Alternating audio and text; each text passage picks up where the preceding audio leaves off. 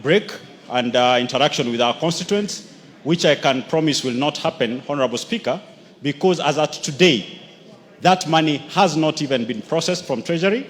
And I would like to seek your indulgence that while we are engaging the Prime Cabinet Secretary, you can instruct someone from that side of the leadership to get in touch with Treasury so that when we are done, we get a comprehensive response. Otherwise, Honorable Speaker, if we proceed on recess, we are likely not to see the CDF money until the time we come back. This has been the same game that I've always raised, that we are giving dates that coincide with our recess, and we'll end up having the financial year completed with us having not received even 50% You've made your point. Thank you, Honorable.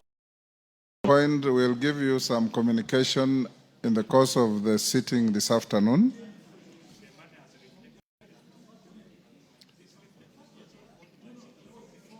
Which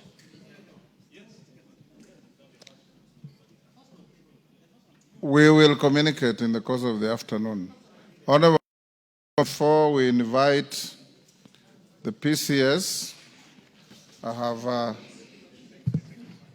Order Kainan. Honorable members, I have a short communication. Guidance on the consideration of the budget estimates for financial year 2025-26. Honorable members, Article 221 of the Constitution as read together with Section 39 of the Public Finance Management Act 2012 requires the National Assembly to consider the estimates of revenue and expenditure of the national government, parliament, and the judiciary for each financial year. These estimates, once approved by the National Assembly, form the basis for the Annual Appropriation Act. Honorable members, as you may be aware, the estimates have seen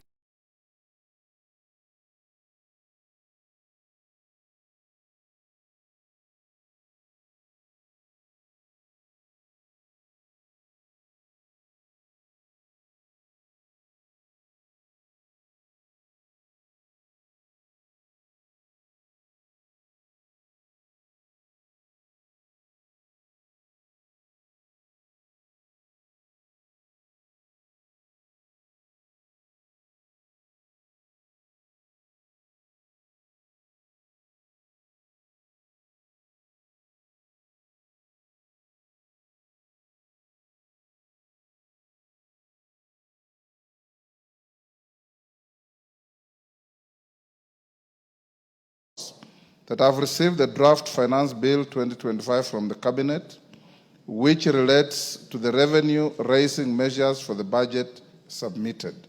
It will be committed to the Departmental Committee on Finance and National Planning for consideration and public participation upon publication and first reading. Indeed, members will note that the House is scheduled to proceed for recess at the rise of today's sitting. This break will provide adequate time for committees to embark on this activity, among others. Finally, I encourage members to actively acquaint themselves with the contents of the estimates and to participate in the exercise and ensure that their views and those of the electorate are taken into account during the consideration of the national budget. The House and honorable members, I encourage you, when these documents are tabled or bills are published, read them, analyze them, debate them in this House. Place villagers in funerals and public places out there will not help you debate and pass appropriate budgeting processes in this House. So avoid the temptation to stand before helpless nursery kids and tell them that you are opposing a bill that you are supposed to debate in this House. I have seen this happen in many places. You don't look good when you do that, honorable members. Thank you. Yes, Junet. Mr. Speaker, as in line with your communication, the real finance bill now has arrived in Parliament. Yes. Mr. Speaker, you remember the last 2 months, let's say, there have been a finance bill that has been circulating and people discussing in public forums, claiming that, oh, there is this taxation, there is that taxation. We want to urge Kenyans from the floor of this house. The real finance bill is with us now. There should be no misinformation, disinformation, misrepresentation, and misinformation of the public, Mr. Speaker. The finance bill should be interpreted in accordance with what is written in the finance bill. And please, we have only one finance bill in the House. If you want to import your own things into the finance bill, that please don't mislead Kenyans. And the people I am talking to are exactly facing my eyes. I don't want to mention names, Mr. Speaker. They are looking at me in the eye. We know each other, Mr. Speaker. They're in this house, some of them. Please, let us tell the public exactly what is in the finance bill. If there are no more taxations, there are no more taxations. Let us not import things into the finance bill that does not exist. Thank you, Mr. Speaker. Thank you, honorable members. Now we'll give an opportunity. Kamket will move on. What is it, Kamket?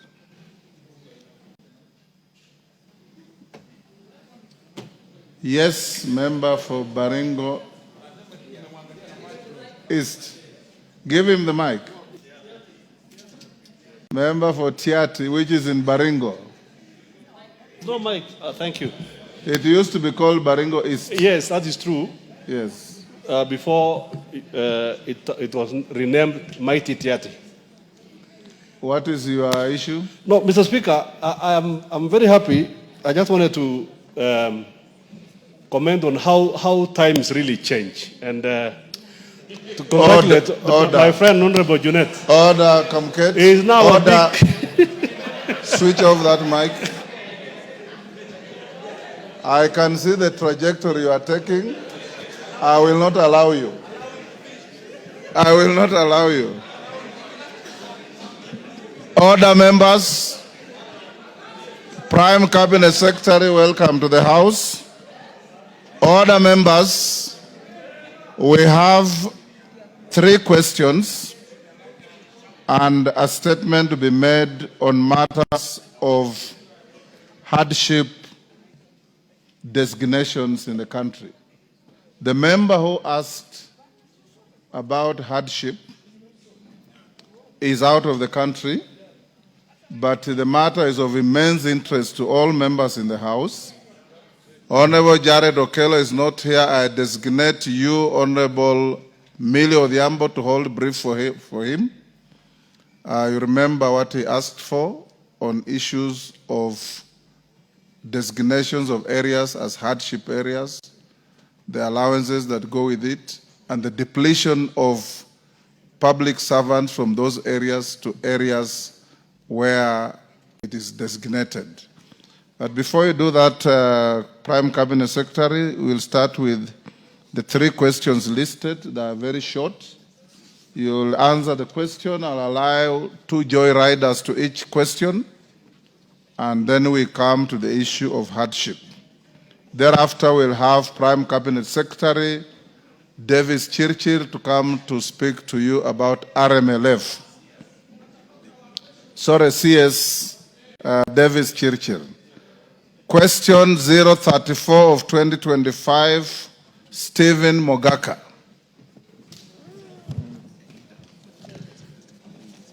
Thank you, Mr. Speaker, and welcome, Prime Cabinet Secretary. My question number 34 is in respect of a university student known as Chris Anyu Garake, a passport holder number B203878, who was arrested and detained in India on allegations of online fraud, and that is way back on 6th October 2023, and the student was denied bail. Mr. Speaker, I wish to know what measures are being taken by the ministry to facilitate the family reuniting with these young students, and I would also want to know what measures are being taken Honorable to safeguard. Mogaka, you know how to ask a question. Read the question as framed on the order paper. Could the Cabinet Secretary, Mr. Speaker, state measures that the government is taking to intervene and assist Mr. Chris Anyuga Barake of passport number B203-878, who was arrested and detained in India on allegations of online fraud on 6th October 2023 and denied bail. Would the Cabinet Secretary state the measures being taken by the ministry to facilitate the family in reuniting with the said Chris Barake, and to outline the measures being taken to safeguard Kenyans in general in foreign countries? I thank you, Mr. Speaker. Thank you, Honorable Mogaka. Prime. Thank you. Thank you, Mr. Speaker. I beg to respond as follows. First is on the measures that the government is taking to intervene and assist Chris Ayunga Barake. Chris Barake Ayunga, a Kenyan citizen and a holder of passport number B203-878, traveled to India as a student and joined Kantaka University. He was arrested on 6th October 2023 for cyber fraud and charged with the offense of identity and cheating by impersonation using computer resources under the Information Technology Act of India. He was also charged under the Foreigners Act for not having a valid visa. He is being detained at Nelamangala detention camp in Bangalore, pending determination of his case. The second aspect of the question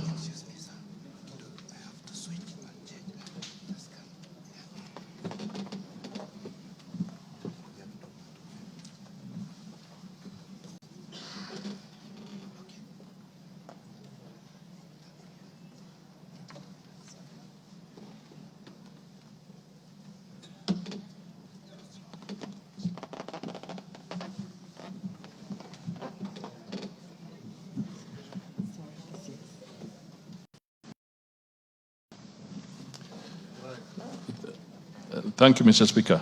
The second aspect of the question is measures being taken by the ministry to facilitate the family in reuniting with Mr. Chris Barake.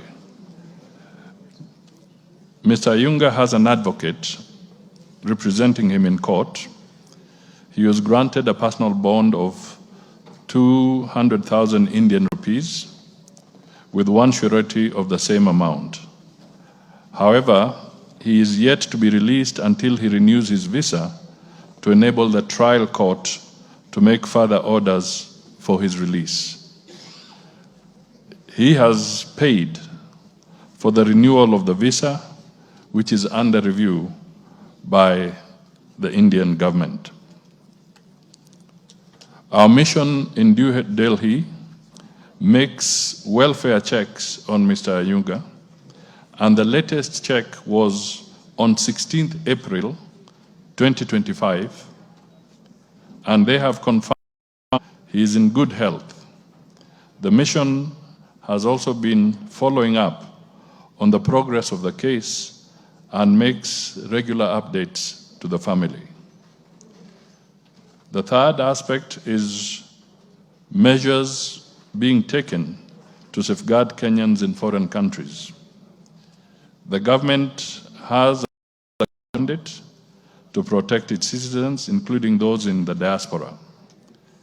And there are several measures, a raft of measures, in place to safeguard Kenyans in foreign countries. Mr. Speaker, I'll try to highlight some of them, but most of them are in the written statement answer that I've already provided. One is continuous registration of Kenyans abroad at the embassies and at the State Department of Diaspora Affairs for accountability. The government has also signed several labor agreements and still negotiating others aimed at safeguarding the rights and welfare of Kenyans working abroad. We have also introduced mobile consular services, outreach programs to be able to reach as many Kenyans abroad in remote parts away from where the embassies are, to be able to assist them to get the relevant travel documents.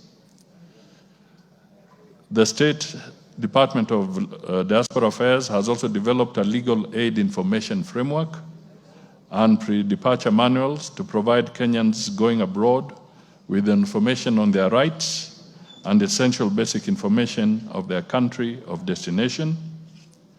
The government has also established a clear reporting channel where Kenyans in the diaspora or their relatives in Kenya can report any kind of distress through the ministry's e-citizen portal. Our hotline numbers and emails are on through the 24-hour call center at the State Department of Diaspora Affairs. Kenya missions abroad have consular desks, mainly staffed by immigration attachés who handle consular concerns, issue citizens necessary documents, and assist with repatriation means. They also pay consular visits to Kenyans in detention centers, prisons, hospitals, and deportation centers to provide consular assistance. However, not all missions have immigration attachés, hence it is critical for the ministry to bolster the workforce in the missions abroad. During emergency situations, the government carries out evacuation of Kenyans from affected countries. For Kenyans in conflict with the law, the missions facilitate them with service of a translator, more so in non-English speaking countries, to ensure they understand the court proceedings. In certain cases, mission staff attend court hearings while they do not offer legal representation. They monitor the cases to ensure the right to fair trial is not violated and keep the families updated. These two aspects relate to the case in question. Kenyans in distress who have no passports are provided with emergency travel documents to facilitate repatriation, and the State Department of Diaspora Affairs supports with tickets where families are unable to procure tickets. Through diaspora engagements, Kenyans are continuously sensitized and urged to observe the rules and laws of their host countries to avoid violation of laws. Finally, the State Department has also developed a diaspora mental health action plan to facilitate engagement with the diaspora to offer counseling services. Thank you, Mr. Speaker. Gaka, if you have any supplementary, after that I'll allow two joyriders. Thank you, Mr. Speaker. I am happy with what the ministry is doing, save to, on behalf of the family, request that under the presumption of innocence until proven guilty in the common law regime where India falls, I do plead that the ministry does assist the student not to miss his university examinations while under detention. I thank you, Mr. Speaker. That's just a comment. Maklap.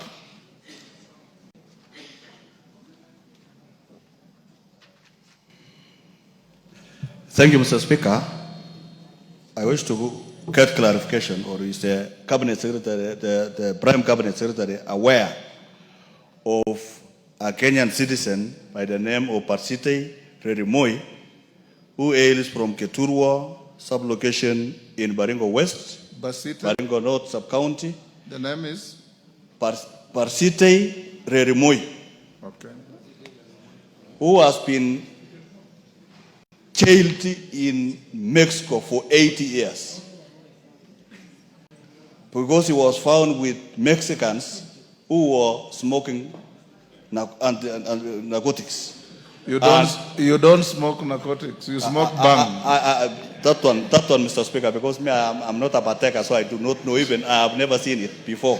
But Mr. Speaker, that Kenyan has suffered, and the Mexican court has jailed him falsely because he was with Mexicans for 80 years, slapped the family who are peasant farmers in Baringo, with $8,300 that they do not know even conversion, that could take to about 1.2.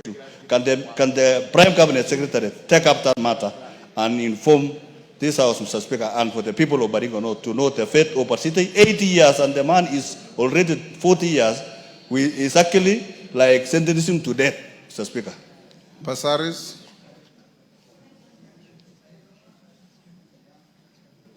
Thank you, Mr. Speaker. And Mr. Speaker, I really want to commend the ministry for the work that they are doing.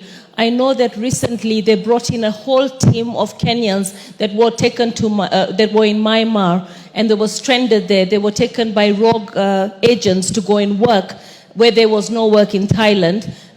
And they were stranded there and they were really suffering. And the Ministry of Foreign Affairs brought those Kenyans back to their country at the cost of the government. I know that there is a case right now of somebody in the UAE who, James Kariuki, who was arrested for fraud as well. I'll be sharing the details with the ministry.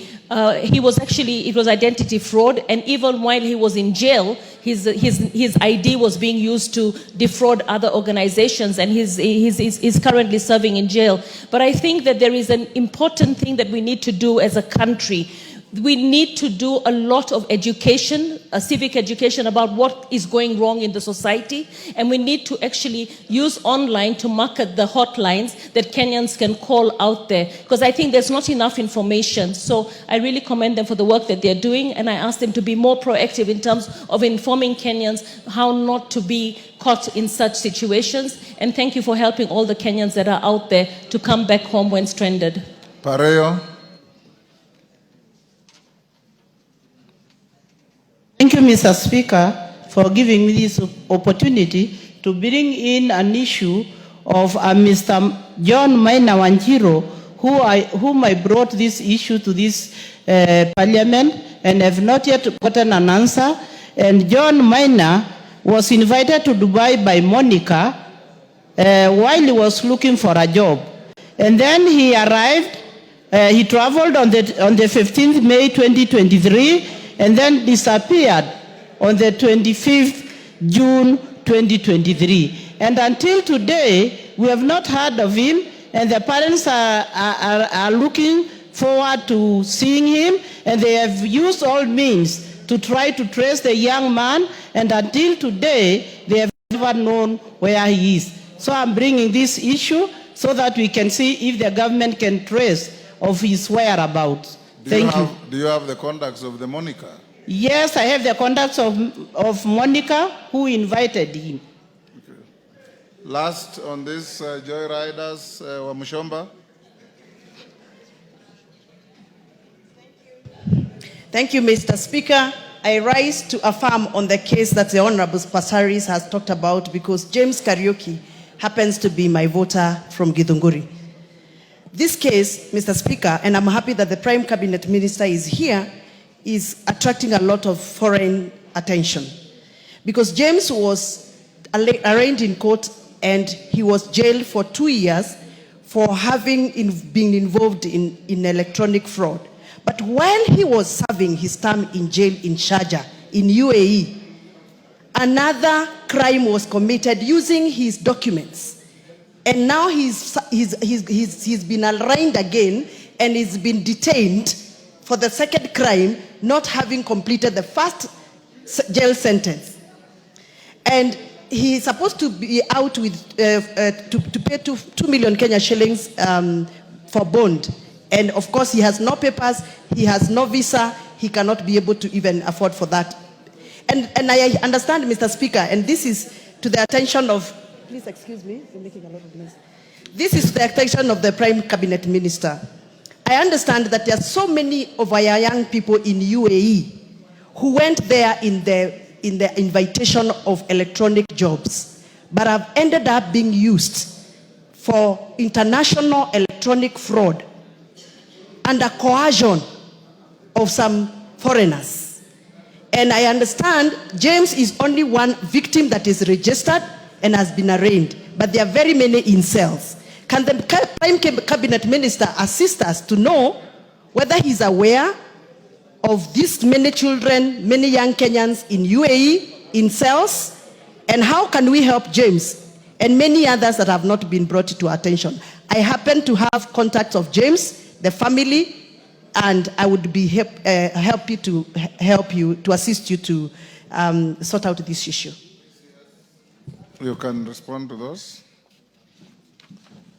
Thank you, Mr. Speaker. Let me start with the question of Mr. Barake on the examination.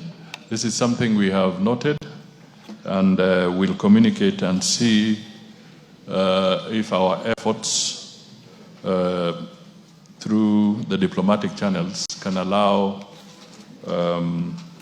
Mr. Barake to do his examinations while the other matters are being attended to. So we will follow that up through the diplomatic channels immediately. On the issue of Pastei Remoy, I must say that I do not have the specific details on this, and would be happy to get some. When you get details, you can write to the committee. We can then now give a more comprehensive response. On the issue raised by the Honorable Passaris, which in a way also ties with the member for Githunguri, I want to state that first, let me acknowledge with appreciation the compliments for the efforts that the ministry has taken to help the ones who are in Myanmar and indeed in some other areas to be brought back.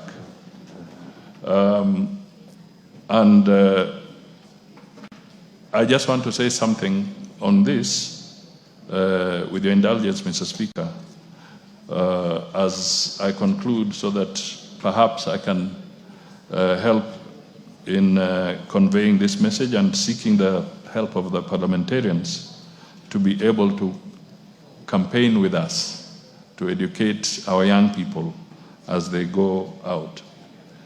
Now, Mr. James Kariuki, he was arrested in a cyber cafe in Dubai, undertaking the fraudulent activities together with others, as has been pointed out. And electronically, we also have to bear in mind that once your details are violated, it's possible that even if you are here, somebody else will be using your activities. And I have had this kind of experience myself, where at one time, my Visa card was being used in a country that I had not stepped into.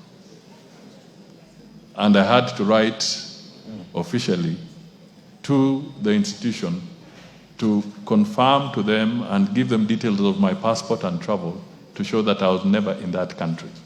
So once your electronic details are taken, it is possible that somebody can continue using those details for their personal gain. So it's important that we all are vigilant on this.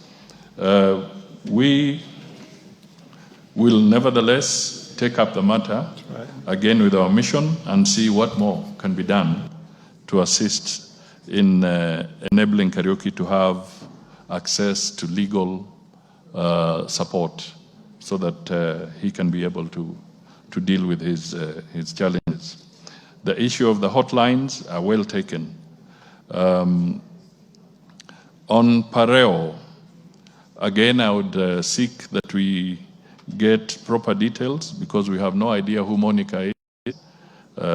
So I would appeal that the member can communicate officially with more details to us so that the ministry can have a starting point in the follow-up process of this other individual.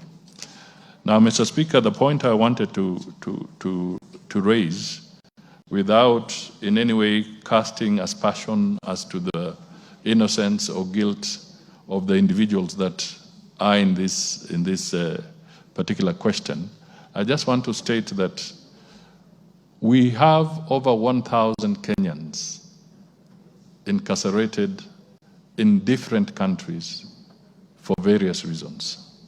Some misdemeanors and some serious offenses have been committed.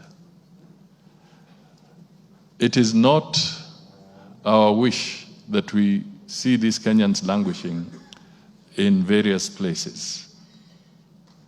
But I would like us to acknowledge that it is important to engage in a collective campaign as leaders to be able to convey, especially to the young people, because we have a demographic issue. The young people are the ones who are really traveling, and they constitute 70% of our population. They are not informed about consequences. It is our duty collectively to start conveying messages of awareness to our young people in all our constituencies in the country that they should be cautious, because landing into trouble there can be very painful. You can be isolated, you can be alone, and by the time it discovers you are in trouble somewhere, it may be too late. So this is a message that I would want to appeal through you, Mr. Speaker, so that we advise our young people about that. The second point, Mr. Speaker, is the hard truth that also needs to go out. And the hard truth is this, that Parliament, as they allocate resources, Parliament does not allocate resources for the government of Kenya to continuously bail out Kenyans who have landed into the wrong side of the law in various countries. I think it is important for this to be appreciated, because all resource allocation is done here, and therefore our people should know that as much as it's a constitutional obligation to safeguard Kenyans, we must also be realistic and tell Kenyans that they have to obey the law. Once the wheels are up, the law in play is the law of that country. And even here, in our own country, if somebody is on the wrong side of the law, you face the consequences procedurally. Also alert our people that we cannot have a society where we are being pressurized. Parliament indirectly is pressurized through the ministry to be providing money, to be bailing out people who have been involved in unlawful activities. So, Mr. Speaker, through you, I just want to appeal that we become cognizant of this and we communicate to our Kenyans so that we don't face further embarrassment as we go. Thank you, Mr. Speaker. Question 035, 2025, Honorable Cynthia Muge. Wangela, what is it? Mr. Speaker, thank you, because the Minister of Foreign Affairs is here. Mr. Speaker, we people in Busia who live along the lake, people in Kisumu County who live along the lake, people from Abay who live along the lake, people of Migori who live along the lake, and that is Lake Victoria, which is a shared resource. Mr. Speaker, our people have severally landed into problems just because they have gone to fish. The boundary is not indicated, but they are arrested by the Ugandans who keep on extorting them. If they don't have that money, they are taken to jails in Uganda, and there is many of them there. When you report to the Ministry of Foreign Affairs, it has really done little. That we go even further as a people to go and raise money to help these people. But they have not intervened as a government that this is a shared resource by our people crossing to come and do fishing, and fish are born fish are bred in Kenya. They only cross into deeper seas, they are arrested. What is the ministry doing to ensure now they show us or they demarcate, because they had started demarcating the boundaries. And I think at that time, Honorable Speaker, you were the Minister for Foreign Affairs at that time when they were trying to demarcate. but it stopped somewhere. When are they going to prioritize to demarcate the boundary between Kenya and Uganda in Lake Victoria?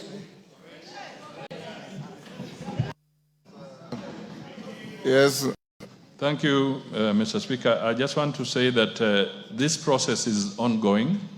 The issue of the demarcation, because we have a department, the KIBO, Kenya International Boundaries Organization, and it's only 2 weeks ago that they gave me a brief on the progress that they are making. Normally, this is a collaborative effort between the countries, and both countries must work in harmony and in tandem. So it's an ongoing process. We have covered substantial parts of our boundaries, but others remain. And the area you mentioned is one of the areas where we are consulting so that we work together with the government of Uganda and indeed even the government of Tanzania when we are looking at the boundaries in the Lake Victoria area. And it's not easy. It's a very expensive exercise, but I want to assure you it's ongoing. However, we will continue with our diplomatic efforts to always mitigate in areas that you speak of.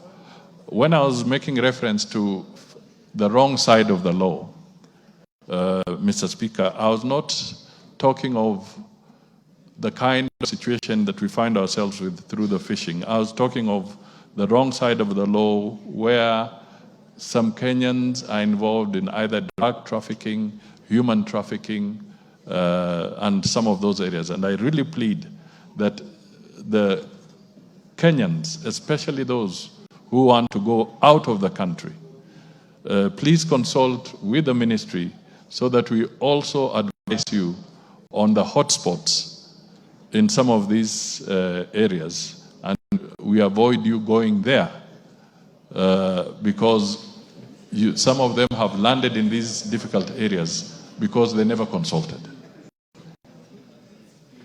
Cynthia Muge. Thank you, Honorable Speaker. Could the Cabinet Secretary provide a report detailing the data and statistics of all children born to Kenyan mothers whom, according to Saudi Arabia laws, are non-citizens, and the steps being taken by the Ministry of Foreign Affairs and Diaspora Affairs to process their exit permits? That's question number one. Number two, could the Cabinet Secretary clarify whether there are any actions to address the challenges faced by stateless children born to Kenyan mothers, particularly in cases where former employers have confiscated the passports of the mothers and ensuring that their rights are fully protected? And the last question, could the Cabinet Secretary, the Prime Cabinet Secretary, state the measures put in place to ensure timely processing of the DNA samples collected from Kenyan mothers and their children, including the timelines of processing and issuance of exit permits for these children? Those are my questions, Honorable Speaker, and the Prime Cabinet Secretary should know that this is a very emotive issue where children who are born to Kenyan mothers living in Saudi Arabia cannot access medical care and cannot access education because they are considered not to be eligibly in the country and do not even have... after the question.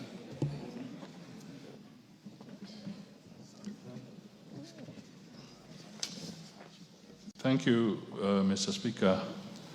I would wish to respond as follows. One, the government is apprised of the matter of children born to Kenyan mothers in the Kingdom of Saudi Arabia. The number of children born to Kenyan mothers in our records as of now are 388. The processing of exit visas is done by the government of Saudi Arabia upon application by the individual. The mission assists Kenyans with children to apply for the exit visa, negotiate for waiver of the accumulated dependency fees, and follow up until they exit. On the clarity as to whether there are steps taken to address the challenges faced by stateless children born to Kenyan mothers, particularly in cases where former employers have confiscated the passports of the mothers, we wish to respond as follows.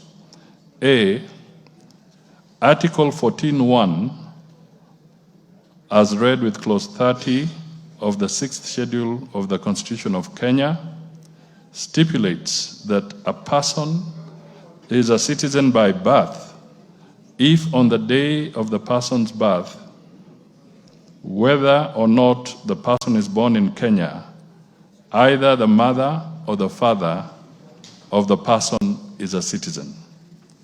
This provision outlines the principle of citizenship by parentage, thus granting automatic citizenship to children born abroad to Kenyan citizens. Therefore, in principle, we do not have children born of Kenyans in Saudi Arabia or elsewhere who are stateless. All that the parents need to do so as to apply for identification documents for them from the embassy in Riyadh or the consulate in Jeddah. 3, in instances where the parents have no passports, they apply for replacement through the embassy. In the alternative, the embassy issues them with emergency travel documents to enable them return to Kenya. Lack of a passport is not an impediment to acquisition of vital documents or repatriation. The third aspect of the question is that, as stated earlier, 707 DNA samples from their parents were collected for analysis. They were all processed and results shared with the parents to enable them apply for birth certificates and travel documents for the children. And the ministry continues to assist in this process so that we can have the DNA procedures undertaken as soon as possible. Cynthia. Thank you, Honorable Speaker. I am a bit confused by the statement or the answer. Of course, I appreciate the efforts and the fact that the ministry is keeping proper records. If not all of it, at least it's appreciated that there is some of it. The other item, that is the question number 2, about the mothers who have had their passports confiscated. You know, I think the Prime Cabinet Secretary is speaking to an ideal situation. Honorable Speaker, I'm trying to address the real situation on the ground in Saudi Arabia. Those mothers have gotten themselves a name called Kemboi. Kemboi means runaways. These are people who have zero documents. And Honorable Speaker, someone who is already running away from I don't know what cannot honestly walk into one of those offices to take part in a whole process that the Prime Cabinet Secretary is speaking to. And again, Honorable Speaker, I would like the Prime Cabinet Secretary to clarify, what do the laws of the Kingdom of Saudi Arabia say about citizenship in Saudi Arabia? Because, Honorable Speaker, from where I sit and from the little knowledge I know about the laws of Saudi Arabia, 1, you cannot transfer citizenship to that child unless the father actually transfers it to that child in that country, Honorable Speaker. And Honorable Speaker, the other part is about the travel, emergency travel documents. If this was working, Honorable Speaker, we'll have all these women, all these girls who have children running back home if it was as easy as you snap and you get it. So I want clarification on those 2 matters, Honorable Speaker. Otherwise, the other items, I think I'm satisfied with them. The fact that they have been able to collect samples to help them process their documents, I think that is very progressive, and I appreciate the Prime Cabinet Secretary's office for the same. Dagala.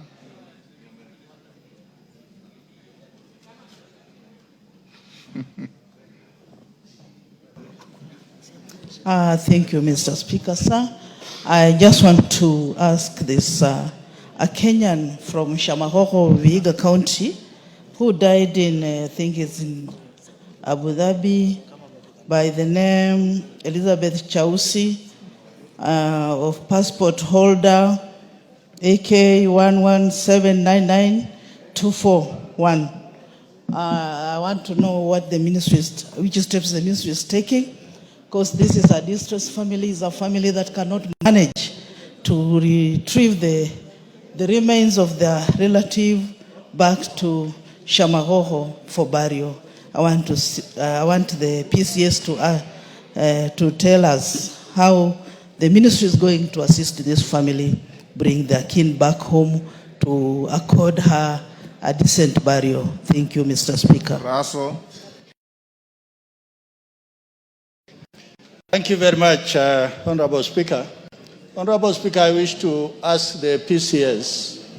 One is about Kenyans registering themselves to the Kenyan embassy in Saudi Arabia. Apparently, a lot of problems we see emanating from different regions. I think Saudi Arabia comes worse. So for that reason, how much registration takes place? And secondly, we sign labor agreement with some of these countries.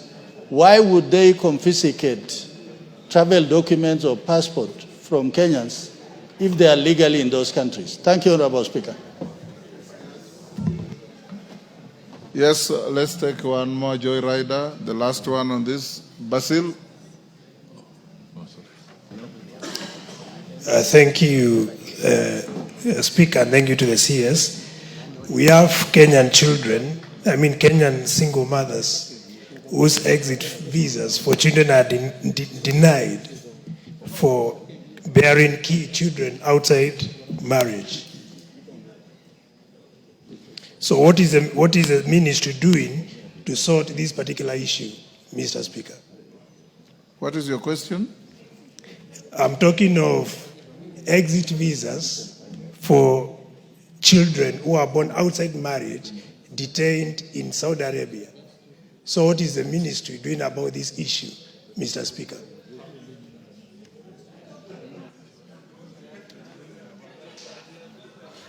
Ferdinand, a child is a child whether parents are married or not. Isn't that the case? Yes. Mr. Speaker. I've already given to Ferdinand. Mr. Speaker, I think our country is having a lot of problems, and very many of us have relatives, neighbors, what have you, who have run to the Middle East. Qatar, UAE, of course, and Saudi Arabia. I just want to find out whether the minister could have a program to be able to actually sensitize those who are going to these places before they leave, so that other than asking members of parliament, we may not be able to reach most of the people going to this Middle East, because we have so many Kenyans. I have a cousin of mine who left almost 8 years ago. I don't even know where she is, whether she's dead or alive. But we'll be able to have a program to be able to have people going to Middle East be sensitized on how to handle the situation in the Middle East. Thank you. PCS, you can answer those. Thank you, Mr. Speaker. I just want to revisit the issue of the DNA. The DNA process is very personal, and the details you get out of it, you must make sure are not falling into the wrong hands. So one of the things, as we have done the samples, we take them there. They are given to the individuals in confidence, because sometimes the DNA could prove something else. And one of the issues why this process of DNA verification is very, very rigid with the Saudi government is that there's also worry that some people may be involved in child trafficking. So they are very rigorous in the sense that And it means that they have had cases, not necessarily from Kenyans, but from other people who have claimed that those are their children, when in fact they may not be their children, and this has caused the challenge that we are facing as Kenya today. But I want to state that when I said moving to present documents, it is to the Kenyan embassy. If a Kenyan comes to a Kenyan embassy and says that I've lost my papers, there'll be no other conditionality. In fact, there's no conditionality at all. We'll start processing and verifying because there are mechanisms to do so. So I just want to assure that the others will continue to sensitize that we are talking of them reporting to the Kenyan embassy and not to another embassy for them to get assistance. I also want to point out that we will look at the detail for the person from Shamahoho. We will follow up on that so that we can communicate to the House on that specific individual. I would also say the same. I think there was another person as well.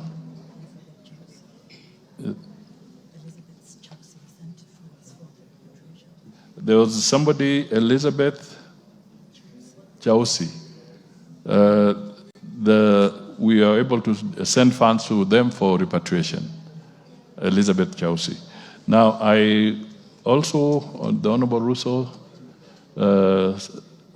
you raised a very fundamental issue that the frequency of concerns, of issues emanating from some of these areas. Indeed, it is a matter we have now taken very seriously because it's a pattern and we are engaging from a diplomatic angle to refine our engagement with them so that we can have a process, a stage where we have eliminated this kind of challenges that we are facing.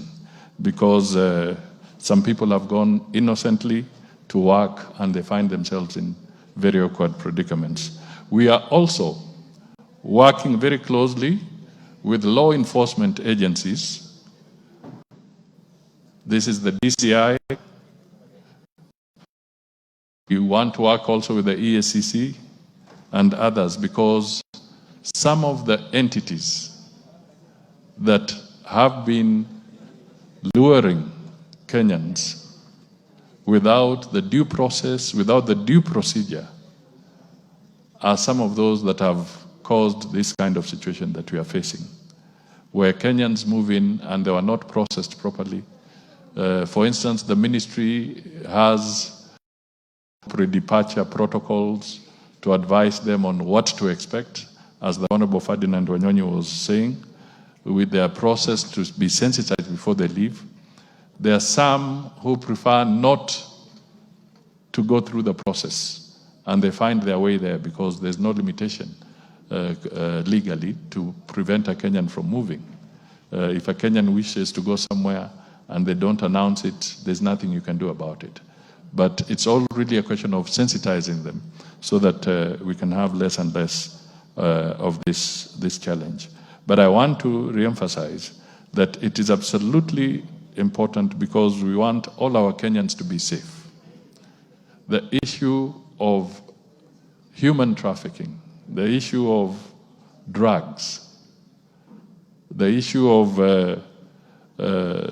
being taken and being inducted into slave labor, including the process of being hired to engage in cyber fraud. These are very real threats to our young people, and it is important that we communicate. There was an ambassador in who once said, consequences. It is important for us to really remind our young people that their actions have consequences.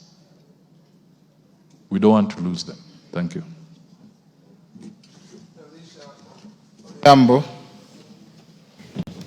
Alicia Odhiambo, Thank member you for Game. Thank you, Mr. Speaker.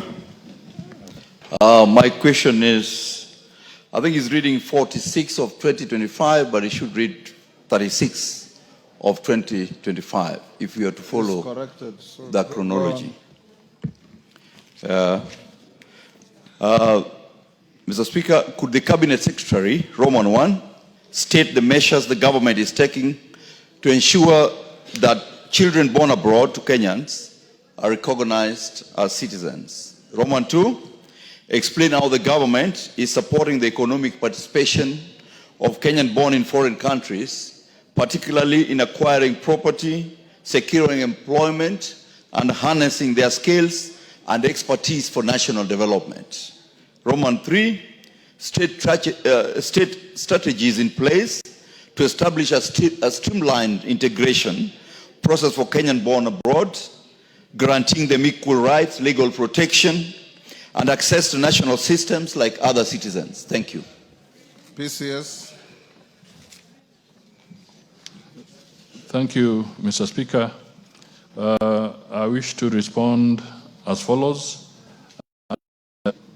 You may note that some of the issues I raise have also been canvassed in the immediate question, but let me proceed as follows. Once again, I wish to state that Article 14.1, as read with Clause 30 of the 6th Schedule of the Constitution of Kenya, stipulates that a person is a citizen by birth if on the day of the person's birth, whether or not the person is born in Kenya, either the mother or father of the person is a citizen. This provision, as I said, outlines the principle of citizenship by parentage, granting automatic citizenship to children born abroad to Kenyan citizens. For them to obtain official documents like birth certificates, passport, national ID, parents are required to register their births with the government of Kenya. These documents are issued in most of the missions abroad where Kenyans can freely access them. And as we speak, applications are now done via the EC and thus centralized. Additionally, the State Department for Diaspora Affairs carries out regular consular services, outreach to take services to the diaspora in countries where we have high populations of Kenyans. The program takes a one as it onboards government agencies to provide essential government services like the issuance of passports, IDs, birth certificates, certificates of good conduct, DNA sampling, among others, and we do it as a holistic approach. The second aspect of the question is how the government is supporting the economic participation of Kenyans abroad, particularly in acquiring property, securing employment, and contributing their skills and expertise to national development. Mr. Speaker, the government has implemented several initiatives to support the economic participation of Kenyans abroad, recognizing the significant role in national. These initiatives are many and varied, and they include, among others, first, it should be recognized that since independence, we never had the State Department of Diaspora Affairs. This is now in place, a department dedicated to facilitating and supporting Kenyans in the diaspora. This department has also launched the Kenya Diaspora Policy 2024, and in the policy, we articulate the government's commitment to engage with the Kenyan diaspora, aiming to integrate them into the national development agenda. It focuses on protecting their rights, engaging through partnerships, empowering them through job placements, and prospering them through investments. We have also developed a diaspora investment strategy, and this strategy aims at creating a framework that focuses on attracting diaspora investments, facilitating their engagement in Kenya's economic activities, and ensuring that their contributions are effectively integrated into our development plans. We have also been undertaking various diaspora investment promotions with Kenyans in different countries. We are also contemplating, Mr. Speaker, the issuing of a diaspora bond. The government is planning to launch a diaspora bond. This will enable Kenyans abroad to invest in priority projects back home in areas like infrastructure and housing. This conversation is going on with the Treasury and also with the institutions like MIGA of the World Bank. We have, Mr. Speaker, also broadened digital access to government services, and the government has digitized over 16,000 public services which are accessible via eCitizen platform. They include property registration and verification, business registration, tax return filing, and many more, which the diaspora can easily access and monitor their investments back home. There is also the aspect of dual citizenship. The government, in recognizing the importance of identity and investment, has made it easier to regain citizenship for Kenyans who lost citizenship after acquiring other nationalities. This has encouraged a greater economic participation. On matters of the global labor market, the department aims at enhancing employment opportunities for Kenyans abroad while safeguarding their rights and welfare. It also aims at aligning the skills of Kenyan workers with global labor market demands, ensuring that they meet international standards. The approach not only creates employment, but leverages the diaspora contribution to Kenya's socioeconomic growth by fostering knowledge, skills, and technology. We are creating the creation of the Diaspora Placement Agency, created in 2023, to focus on supporting Kenyans seeking jobs out there. We are also engaging in a diaspora exchange program, which offers short-term assignments for diaspora professionals in Kenya, technical and vocational education training institutions, and it focuses on transferring digital skills in areas like software development and data science. We also have the Konza Technopolis, and it contributes to skills and expertise in this area. Mr. Speaker, we've been going to an area where we even have the nomadic visas to allow Kenyans working even in different areas to be able to work from different countries and are living. Finally, what are the strategies in place to establish a streamlined integration process for Kenyans born abroad, guaranteeing them equal rights, legal protection, and access to national systems like other citizens? Mr. Speaker, we have reviewed the diaspora policy for 2024, and in the policy framework, we want to guarantee the welfare and rights and continuous engagement and empowerment of Kenyans in the diaspora to realize their prosperity. This is in line with government's constitutional mandate to protect citizens, whether within Kenya or abroad. The dual citizenship aspect, which I've already talked to. There's also continuous inclusive national engagement.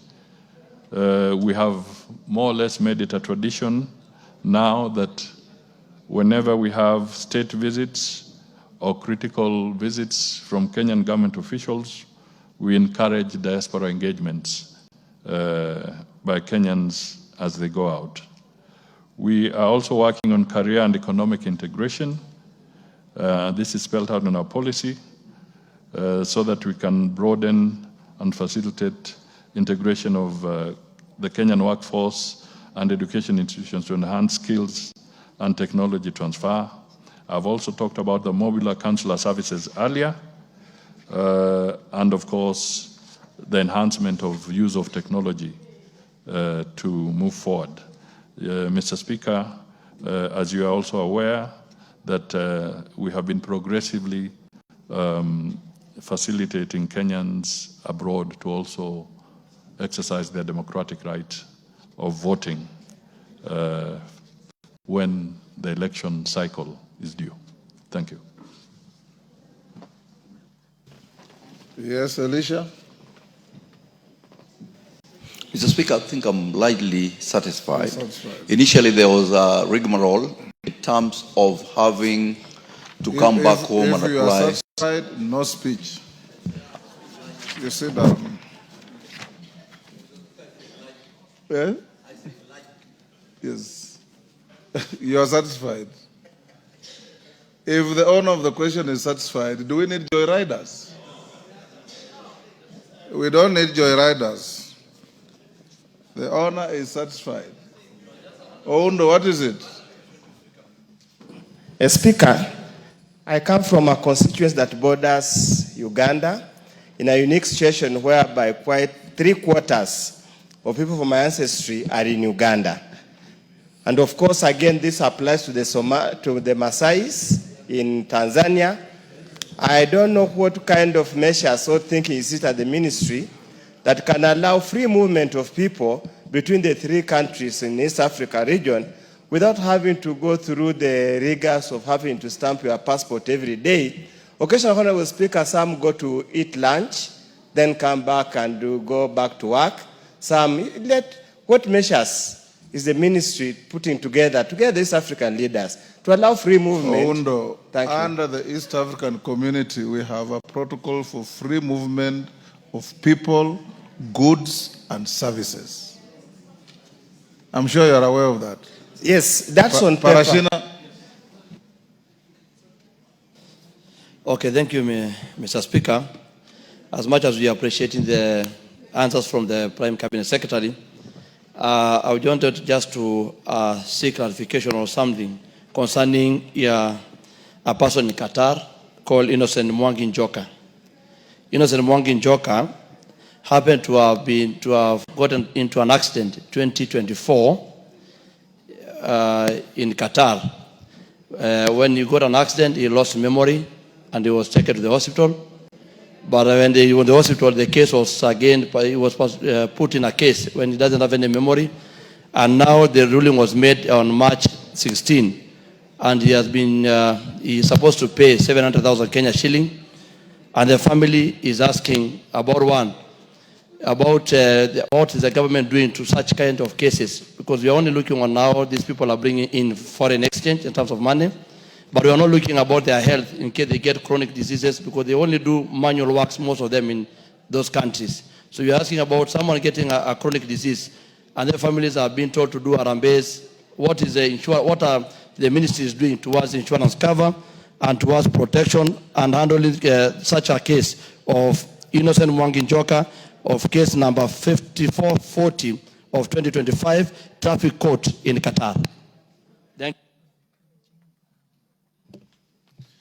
Yes, member for Kajiado, is it East? Correct. Yes. Thank you, Honorable Speaker. I was wondering whether our CS have the data on how many Kenyans are held in Saudi Arabia in jails, because this seems to have appeared as a very desperate situation.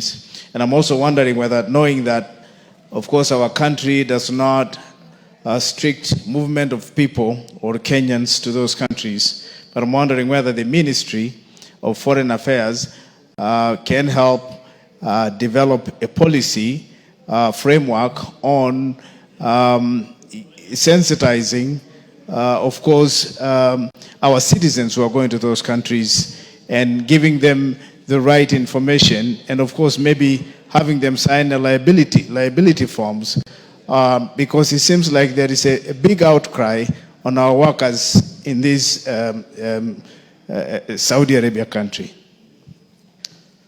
Martin, the last one. Thank you, Mr. Speaker. Maybe the CS can comment on this. Recently, there were young people... Ask him a question. Don't ask him to comment. There were young people on the street demonstrating on the scammed procedures for seeking foreign jobs. What measures do you have to manage and control cartel agencies that are scamming these young people? Because one of the reasons why they are vulnerable outside there is how they land there without any procedure. Very good. I said 2 joyriders. We have already taken how many? Yes, Bowen? Yeah, the last one. Mr. Speaker, I just want to ask the Prime Cabinet Secretary. Recently, some 2 days ago, there was a news, we saw some news that the government scam jobs in these Machu jobs by the Ministry of Labor. Kasi Maju, yes. And then there were many Kenyans who were saying they were scammed by the Ministry of Labor under the CS Mutua. So I just want to ask the Cabinet Secretary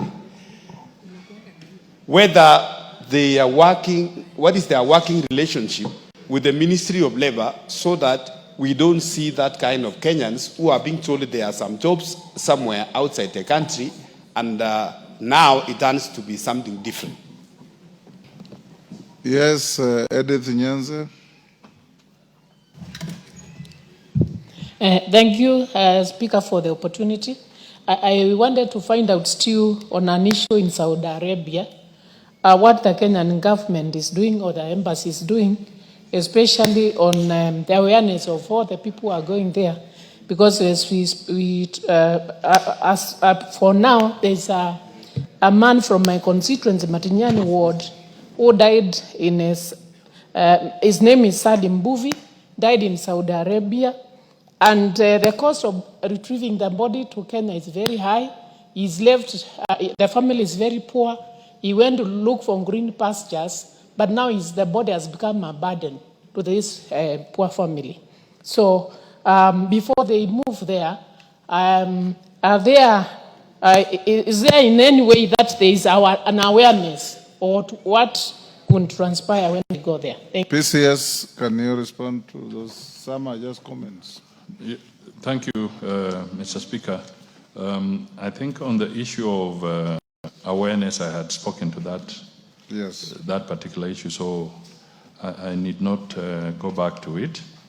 And on the issue of people who are taking advantage of innocent Kenyans, in the previous response, I did say that the ministry is working with the law enforcement agencies, the DCI, the EACC, so that we can zero in on these unscrupulous people who are causing pain and anguish to innocent Kenyans. So this matter is ongoing, and we believe once the investigations are done thoroughly, the procedure is for them to face prosecution through the due process where the DPP takes over and they are taken to court.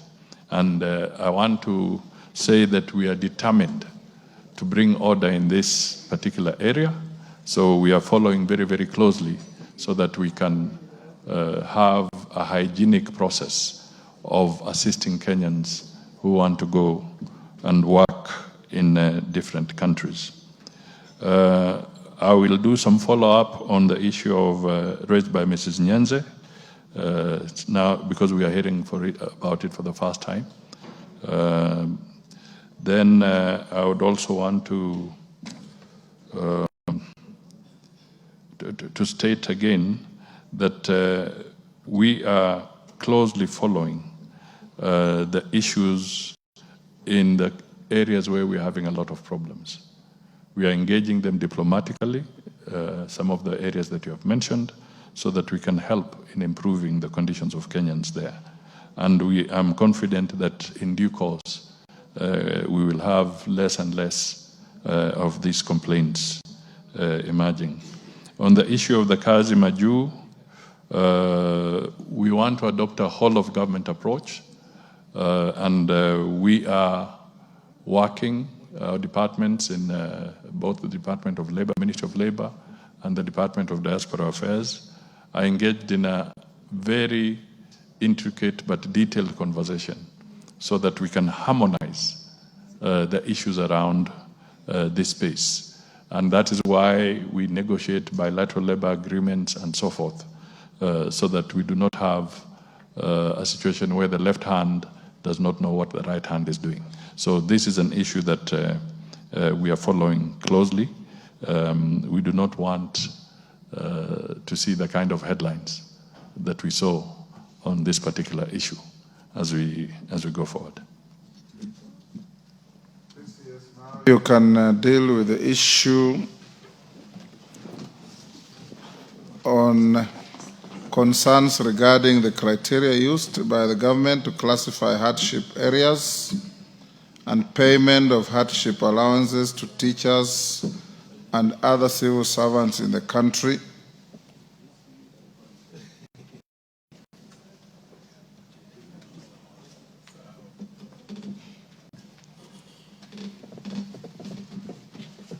What is it, member for Busia? Thank you, It is Mr. about Speaker. issues in Saudi Arabia, tumepita hiyo. It's general. What is it? How the ministry is curbing exploitation on Kenyans employed abroad because they go to overwork, but they are treated like slavery and paid very meager salaries. Thank you, Mr. Speaker. Honorable Amanyo, such a general sweeping statement without facts cannot be a question. PCS, don't answer that. Go to the main. Go to the main. Okay. Deal with the issue of hardship. All members who have been agitating on issues of hardship, now it's your turn. I'll allow several joyriders. I'll start with Millie. Let the PCS make his statement first. You can see the hands, PCS. Yes, yes. This is a matter that has been bedeviling this House for the last 1 year. Thank you, Mr. Speaker.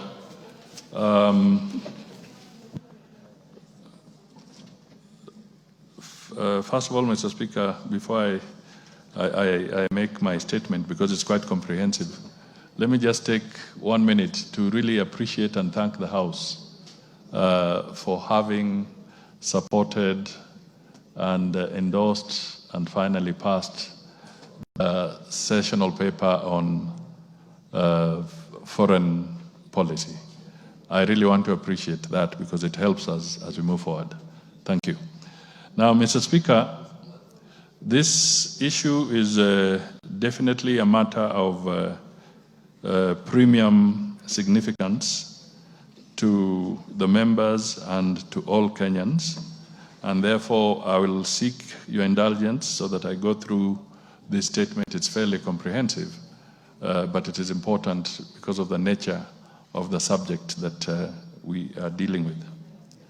Mr. Speaker, I take this opportunity to thank you for inviting me to respond on the issues raised by Honorable Jared Okello, MP, and several other members of the National Assembly regarding the criteria used by government to classify hardship areas, especially for teachers and other civil servants in the country.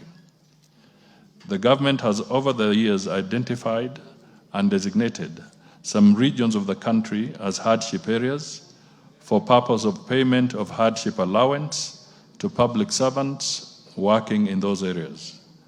Designated hardship areas are considered to be remote with inadequacy in food supply, infrastructure, security, basic social services, and amenities.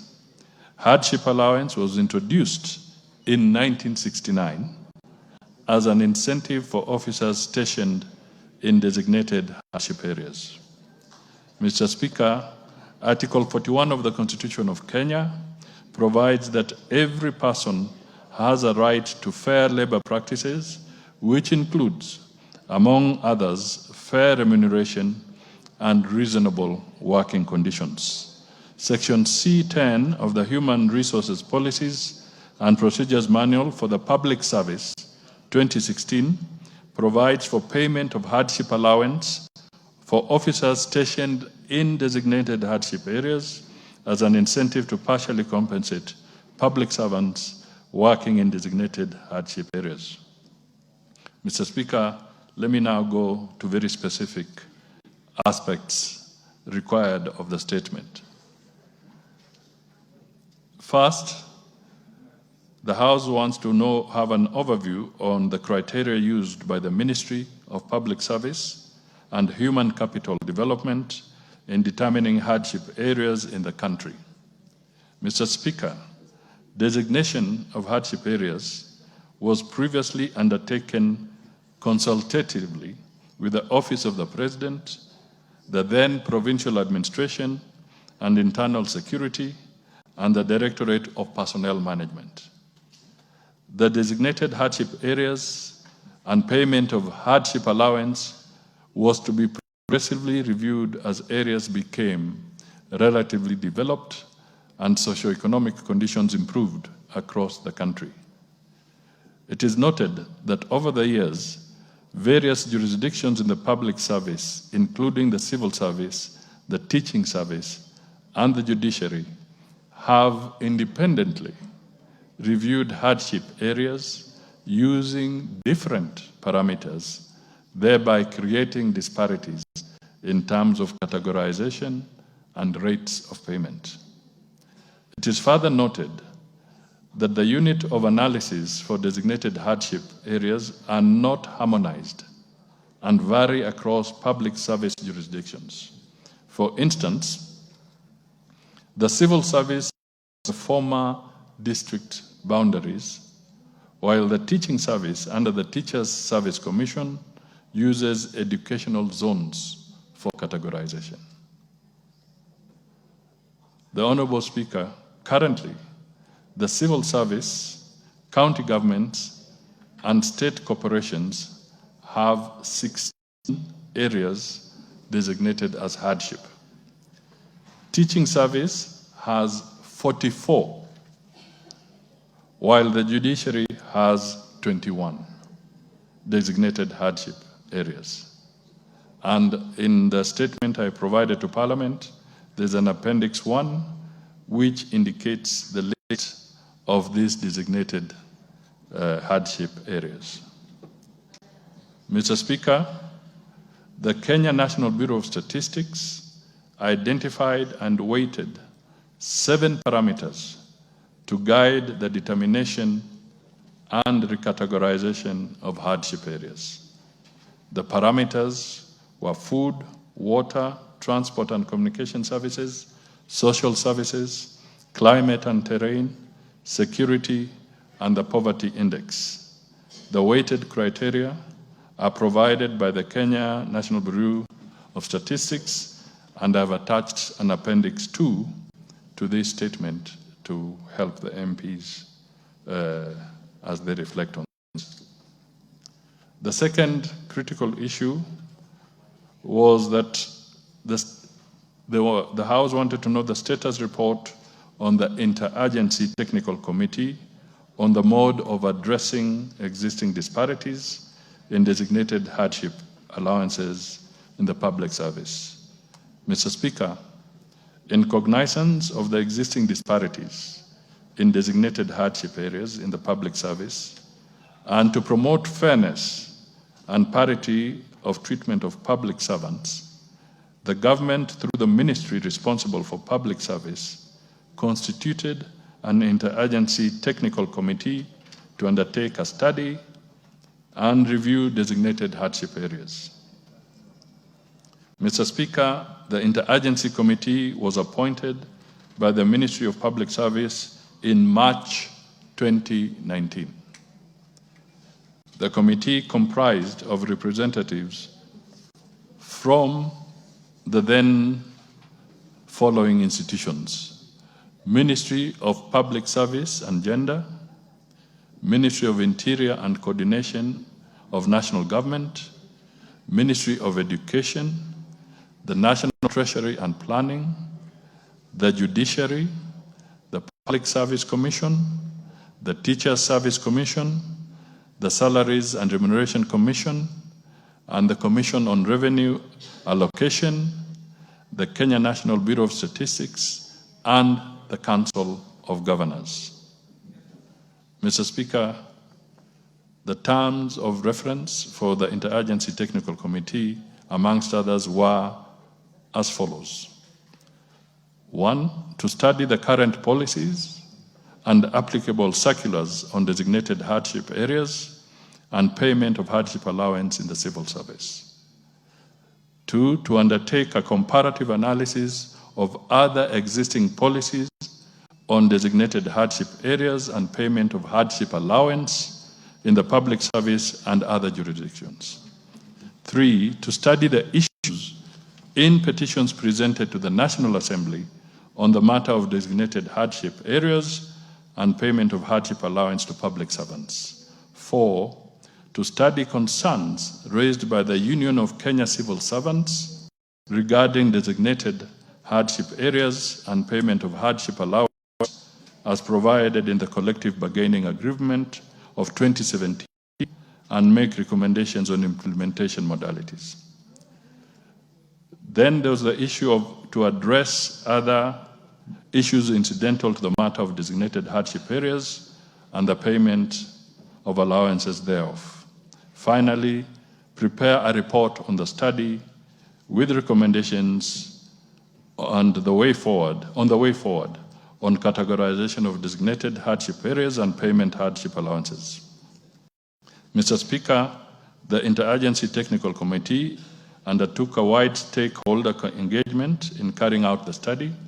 Some of the stakeholders' engagement by the committee was face-to-face interviews with officers from the ministries that I have mentioned and institutions that I have mentioned. In addition, the technical committee undertook the following: field visits to establish findings, reports from the respective deputy county commissioners, and socioeconomic data submitted by the respective county statistics officers of the areas visited. B, literature review on poverty indices in the country from annual economic surveys and reports prepared by the Commission on Revenue Allocation and the Equalization Fund. Mr. Speaker, the key findings and the recommendations are as follows. A, there are areas currently designated as hardship or petitioned by stakeholders to be categorized as hardship. However, upon review, they were found not to be hardship areas. B, the severity of hardship in the reviewed areas vary from moderate to extreme. C, some of the currently designated hardship areas covered an entire county, sub-county, or division uniformly. It is also, however, noted that some regions have only specific locations with moderate or extreme hardship conditions, and the areas were reviewed and categorized appropriately. Not all public officers working in the hardship areas are compensated through payment of hardship allowance. This is due to disparities in hardship areas in the public service. And E, some areas that were previously designated as hardship areas have acquired different status following implementation of the devolved system of governance and improved socioeconomic development across the country, and have been reviewed and recommended for degazettement. Mr. Speaker, the report of the Interagency Technical Committee on review of designated hardship areas and payment of hardship allowance in the public service was finalized and submitted to the Salaries and Remuneration Commission, SRC, for concurrence. The SRC reviewed the report and provided approved rates and will issue advice to the public service on the new rates once the hardship areas are gazetted after this review. The reviewed designated hardship areas have been submitted to the Chief of Staff and Head of Public Service for gazettement. However, I would like to add a rider that the Head of Public Service will present this before Cabinet before the gazettement is done. And that process is now being processed. Mr. Speaker, in accordance with Article 232(1), subsection B, on values and principles of public service, which provides for efficient, effective, and economic use of resources, I wish to inform this House that the implementation of the interagency technical report will reduce the financial implications for payment of hardship allowance from 25.9 billion Kenya shillings to 19.5 billion Kenya shillings per annum, thereby effecting a saving or occasioning a saving of about 6.5 billion Kenya shillings per annum to the government and indeed to the Kenyan taxpayer. This is as a result of the proposed harmonization of the designated hardship areas in the public service. I wish to invite Parliament to really take cognizance of that possible saving if the report is implemented. 3, clarification was sought by Parliament on why some of the civil servants receive hardship allowance while others do not qualify, yet they are working in similar areas or environment. Mr. Speaker, the existing policies applied by various jurisdictions across the public service on designated hardship areas is currently not harmonized, hence the disparity in payment of hardship allowances. These disparities have led to disharmony among employees of the civil service, teaching service, and the judiciary deployed in the same geographical region, with some earning the allowance while others are not paid. Mr. Speaker, currently, some public servants deployed in the same geographical region may be paid hardship allowance while others do not qualify due to disparities in the areas designated as hardship. The civil service, county governments, state corporations, as I said earlier, have 16 areas as designated as hardship. Teaching service has 44. The judiciary has 21 hardship areas. So somewhere you can see we dropped the ball in this matter. The steps taken by the government to ensure the criteria used in determining hardship areas in the country is fair to all. This is another demand by Parliament. Mr. Speaker, to promote fairness, equity, and parity of treatment for employees in the public service, the government did constitute an interagency technical committee, and I've given the profile in the previous remarks, to address the disparities in the designated hardship areas. The Kenya National Bureau of Statistics provided parameters to guide the interagency technical committee in reviewing the designated hardship areas. The parameters include food, water, transport, and communication services, social services, climate and terrain, security, and the poverty index. In addition, the Kenya Bureau of Statistics provided the weighted criteria for determination of the hardship areas. And again, as I said, this is attached to the statement. The Interagency Technical Committee prepared and submitted to SRC on the categorization of the designated hardship areas and payment of hardship allowance in the public service. The report proposed the designated hardship areas to be categorized into two extreme with varying rates of hardship allowances. The SRC reviewed the rates of hardship allowance for public service in line with the proposed categorization of the designated hardship areas and advised the gazettement of the reviewed designated hardship areas before implementation. In conclusion, Mr. Speaker, I once again wish to thank you for the opportunity to appear before the National Assembly. The Ministry of Public Service, Human Capital Development and Special Programs has prioritized the implementation of the interagency report that will provide for harmonization. I submit.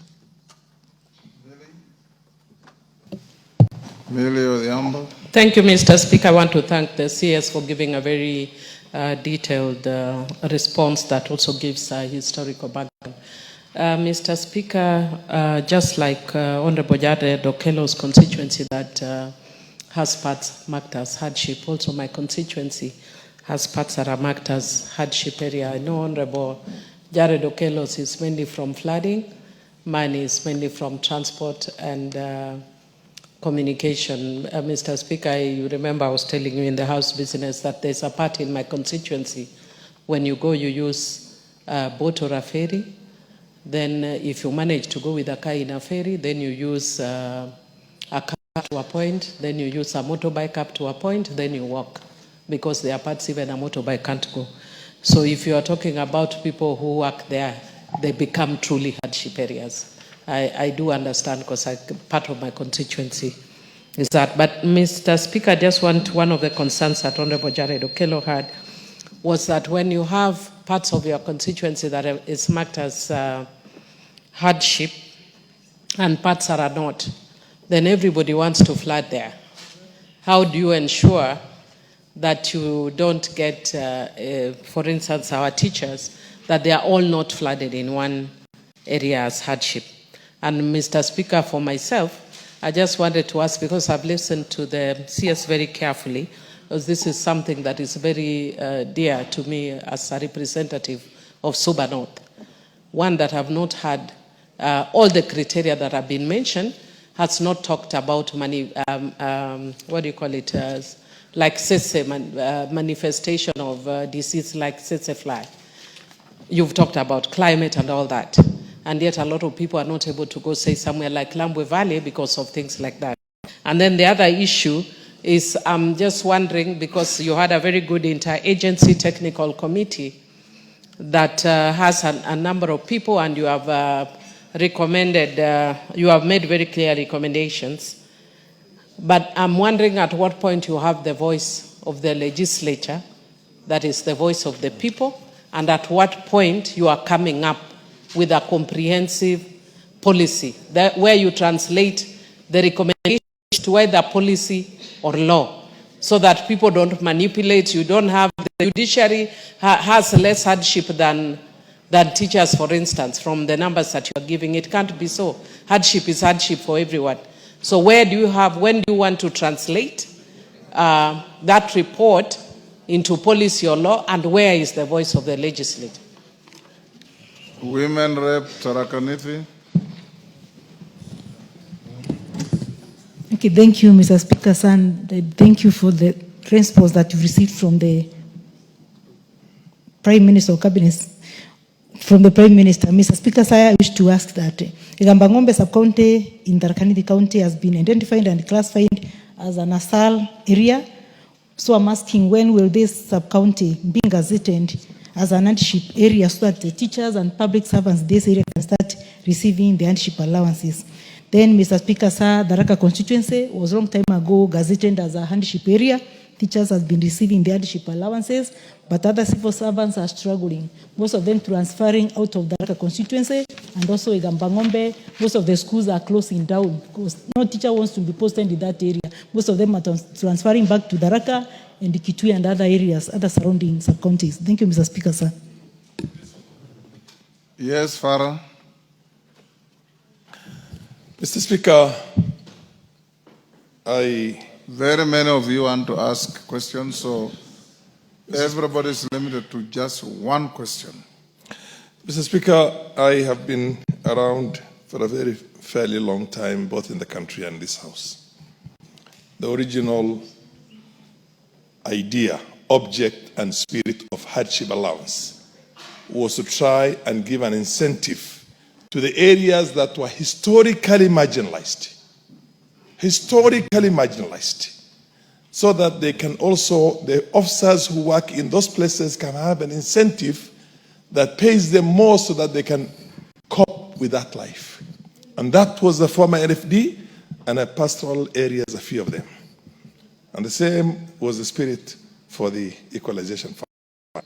Now we have a situation in which everybody wants to crowd into this and use every other criteria. Mr. Speaker, we are defeating the very basis, because the teachers in those areas, if you have seen, every time teachers are posted to those areas, they want to come into the country because of insecurity, lack of infrastructure, and everything else. I don't have a tarmac road in my constituency. Ask your question. I'm giving, Mr. Speaker, I want you to indulge with me on this because you have seen the area. You practiced law in Mandera, and the only way you could get there is by flying. Road was impossible. I don't have a meter of tarmac in my constituency, and many other constituencies are like that. Now, Mr. Prime Cabinet Secretary, I think we should avoid crowding this so that you then defeat the very purpose for which it was meant in the first place. So what are you doing to make sure that those areas that are seriously hardship, the original in law, is the spirit and the object of the framers of that piece of legislation? It's not just the face value of the law itself or the practice. So what are you doing to make sure that those areas that were always hardship are also brought up to speed with the rest of the country so they do not remain hardship forever? And how then can you make sure that this thing is not crowded? Thank you. I've allowed him the latitude because of his seniority. If anybody does that, I'll stop you. Member for Teso South. Thank you. Thank you, Honorable Speaker. Honorable Speaker, the truth is every constituency has a pocket of marginalization or hardship. So my question is, what plans does the ministry have to review all these areas across the country and identify areas of hardship? Even in Teso South, there are areas where we have a sick person. We make a wooden bed to transport or even the body. It cannot be accessed. If you post a teacher will resign or not report at all because it's a hardship area. I have hills. So, and this replicates in so many other constituencies. So what plans does the ministry have?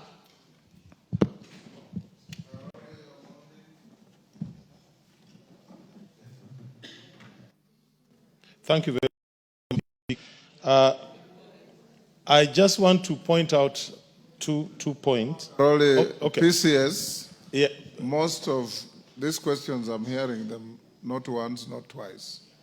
Most of them point at policy other than individual constituencies.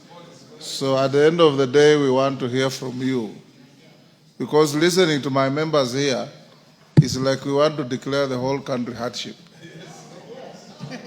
So You will have to give us a clear policy on. I'll give you members to ask your questions. For example, we need coherence in the policy in the country. Why would the judiciary decide on their own, TSC on their own, and administration on their own? Soon the police will decide on their own, and then we'll have a completely jumbled process of managing what hardship means. Carolo Mondi, one question each. Sir, okay. I don't know how to phrase it, but I would be happy. You're a clever lawyer. Phrase it the best way. I think this House should have a view before the new categorization is gazetted. I think we need to see it because I can clearly see certain parameters are missing. If you take the Subas, we have islands, and islands are very unique. We have islands.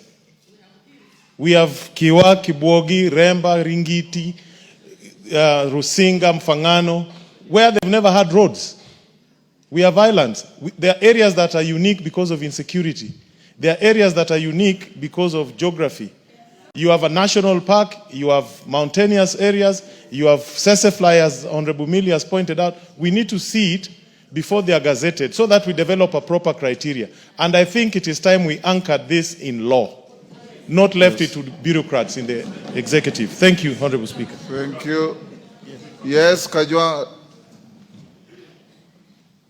Speaker, I think the member for Suba South is extremely right. May I suggest, Mr. Speaker, to ask you to order the minister to bring this policy before the House under Article 95. It's a policy with far-reaching solutions of national importance, and any policy which has the effect of law.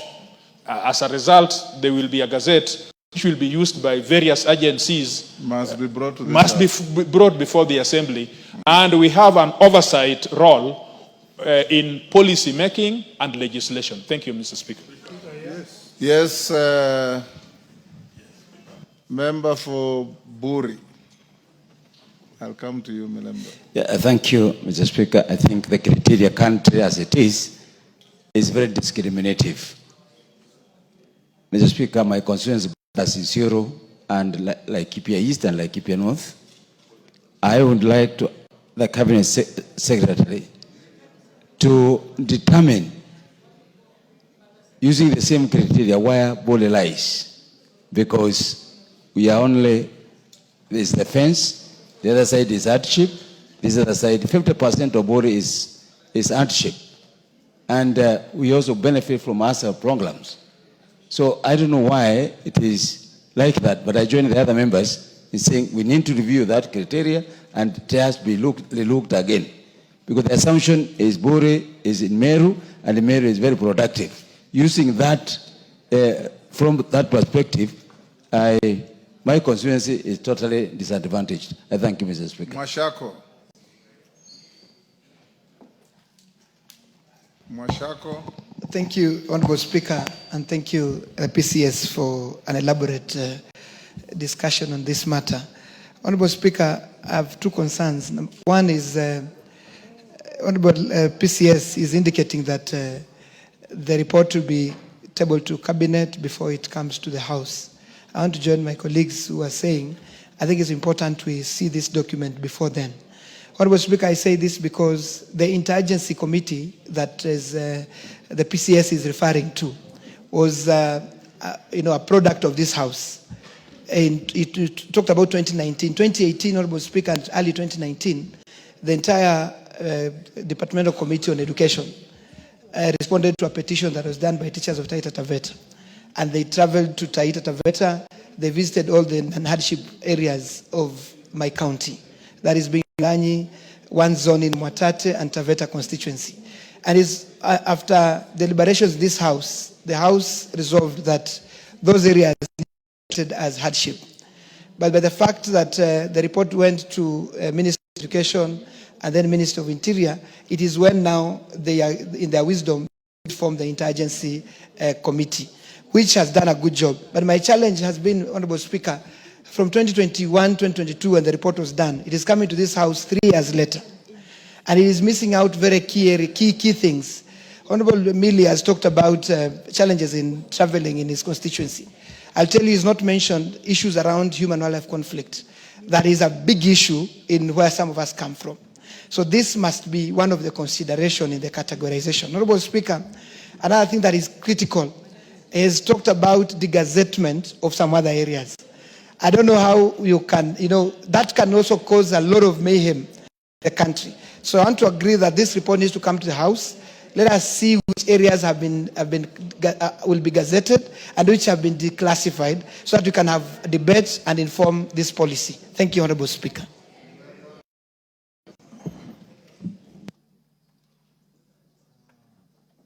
Thank you, Honorable Speaker, your indulgence. Number one, it would look that the teachers have more areas, but it's because their zoning, Teacher Service Commission went to an education zone. An education zone is far much smaller than what you can even call a ward. So as we deliberate, we must understand that originally there were teachers who were going to the smallest and every part of the country, and hence the 44. Having said that, so that we don't create competition between the teacher zoning and other zonings, that is important. Number two, Honorable Speaker, the teachers... Omboko Milemba, I thought this House has been striving for harmonization. You are striving for pigeonholing teachers. That is the history, but let me come to the second one. The second one is that the gazettement, and I pick up from the Member of Parliament, Taita Taveta, what he has said. The zoning of these hardship areas and the proposal to degazette them, remember the ones for the teachers, were actually part of the famous legal notice number 534.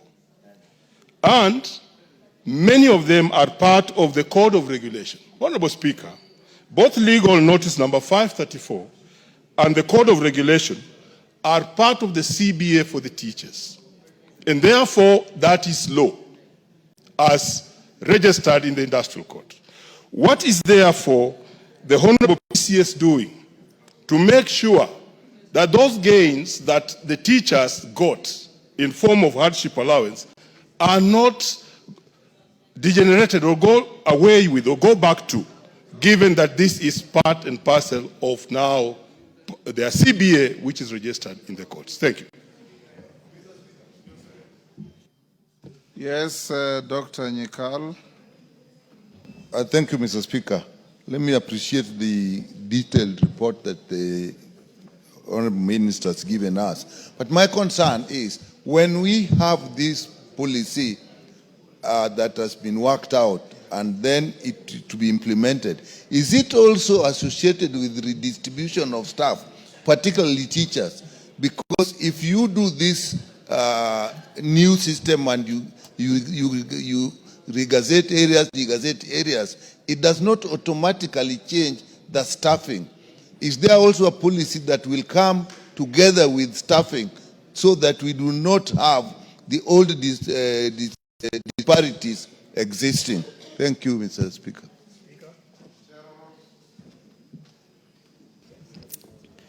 Thank you, Mr. Speaker. I want to thank the Prime Cabinet Secretary for explaining to us and taking time. Mr. Speaker, he has been thanked enough. Just ask questions. Mr. Speaker, my question is in my area, Kipkelion East.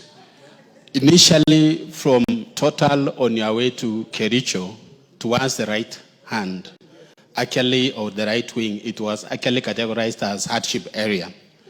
I don't know which method or category they used to remove it, because people in Tenteno area, Mr. Speaker, and also Bengue, plus Chepsion, the lower part, Chepcholiet, and Kamarus, this is a hardship area, Mr. Speaker. So I want to, Mr. Speaker, I want to ask that they should come and review so that we can be able, Mr. Speaker, the civil servants there can be able to benefit. Thank you, Mr. Speaker. Thank you. Tongay.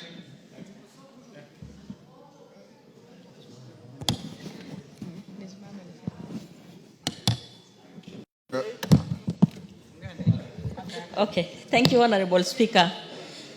Mheshimiwa Speaker, my question is, when you go to Narok, some of the constituencies, the teachers are getting hardship allowance. But for specifically the other side of the road, some people get hardship allowance, on this other side they don't get. And listening to the Prime Cabinet Secretary, Mr. Speaker, sir, he has indicated the factors that they use to categorize places that earn hardship allowance. Mine is, when you go to Narok North is hard hit in terms of transportation, infrastructure, communication, like weather or hardship and the hard climate. And the same applies to Narok South. So, Honorable Speaker, I wonder why it's not categorized as a hardship area. Thank you. Mishimbogo.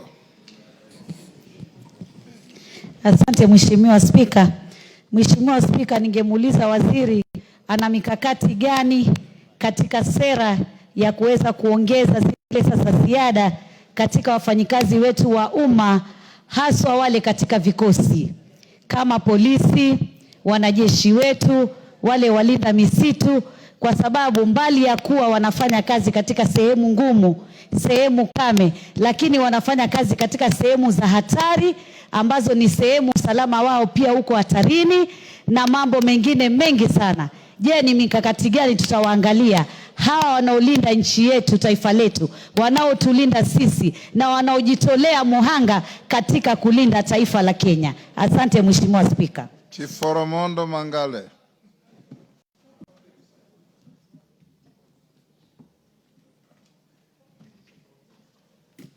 Give Chiforomondo the mic. Mheshimiwa Spika, asante sana kwa hii nafasi.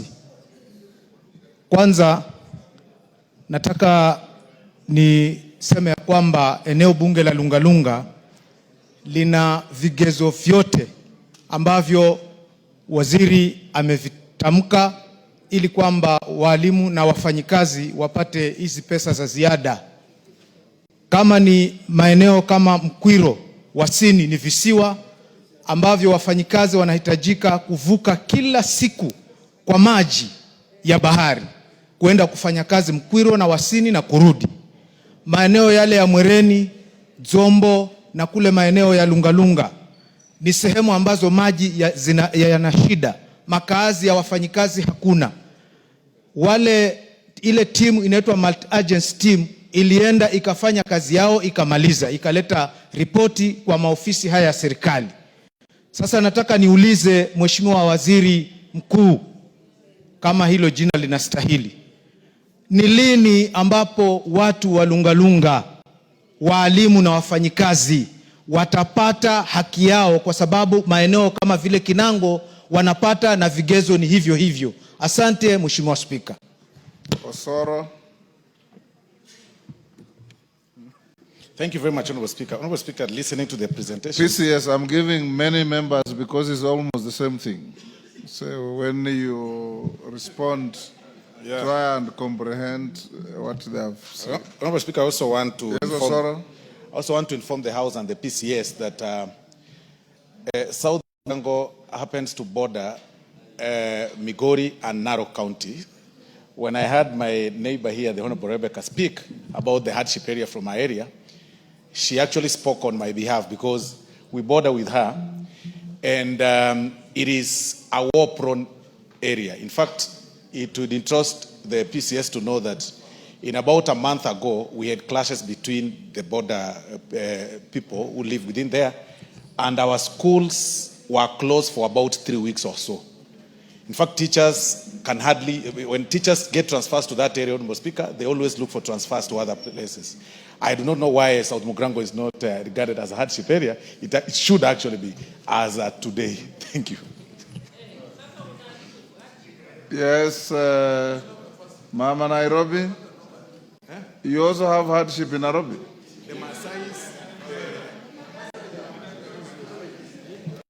Mr. Speaker, yes, Nairobi is normally neglected, but the failures in their various counties to really effectively introduce devolution has caused urbanization in Nairobi to be congested. I mean, the fact that we've got so many informal settlements, insecurity is high. What I'd like to recommend is that as we review and expand the criteria for hardship allowances, we need to look at the many deserving areas, including informal and urban settlements, facing insecurity, overcrowding, poor access to services. And I propose a data-driven reassessment for hardship. I mean, everyone here will ask for more money for their counties or their constituencies, but I think we need to have a data-driven analysis and to harmonize hardship allowances across public services. And this reform will ensure fair compensation, better service delivery, and national cohesion. Karani? Is that Karani? The member raising his hand. Thank you. No, this is Gashagua. Gashagua, sorry. Yes. You resemble Karani. No. No, I won't go. No, I can't go. Mr. Speaker.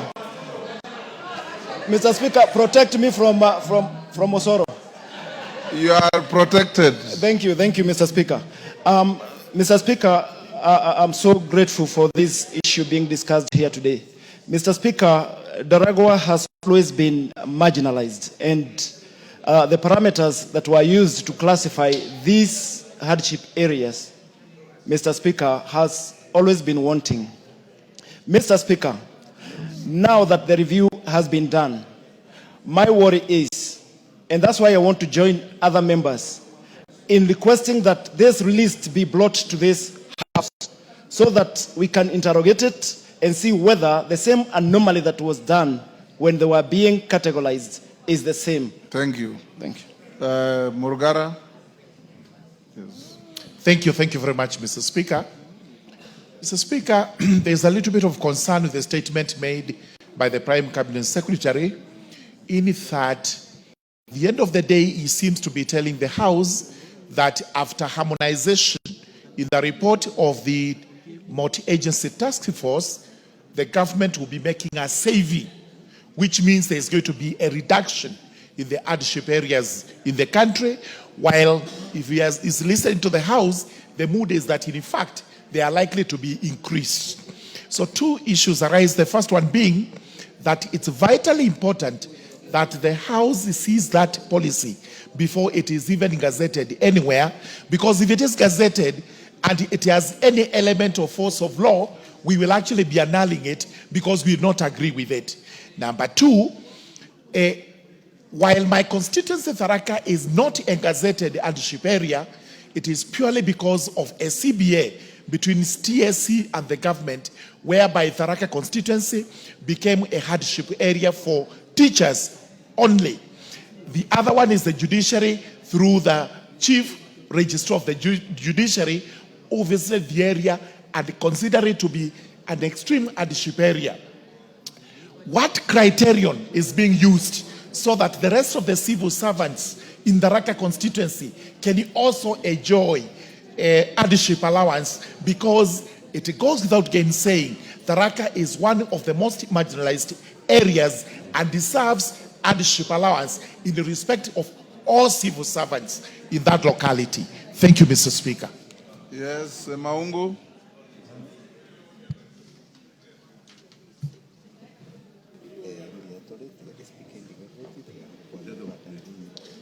Maungu. Thank you, Speaker. Speaker, I want to draw your attention to a matter that some of us were also expecting the CS for us to come and address it. He's waiting behind here. And from what is happening, we seem to have similar questions. Would it be order? You are out of order. Ngalechei.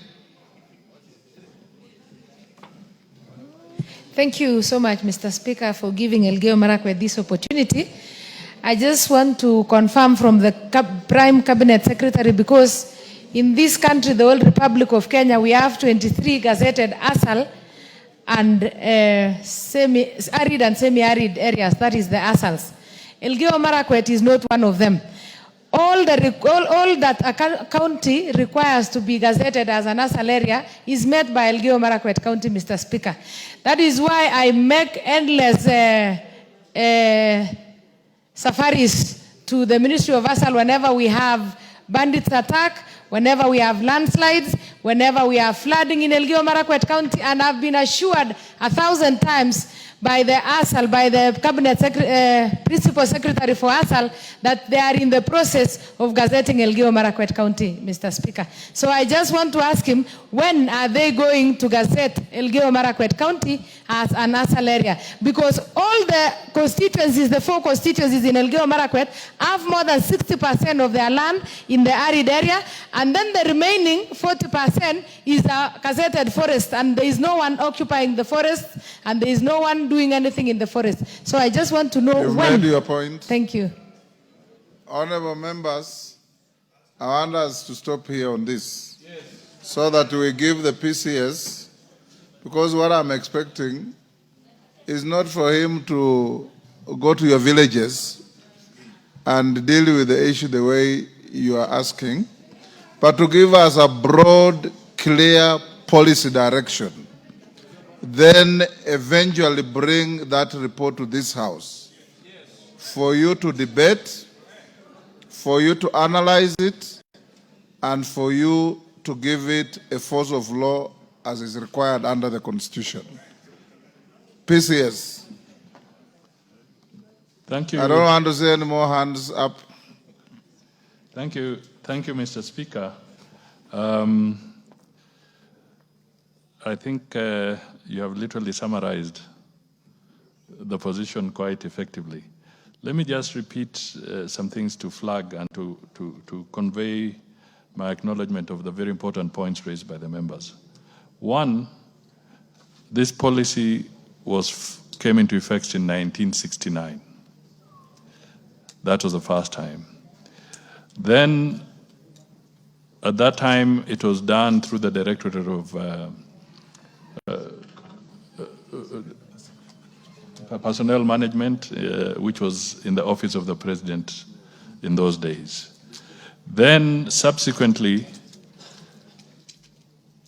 along the way, because perhaps there was no cohesion or interaction, the Chief Registrar of the Judiciary then gazetted, or at least released a circular to designate 21 areas as hardship areas. And then, separately again, the Ministry of Education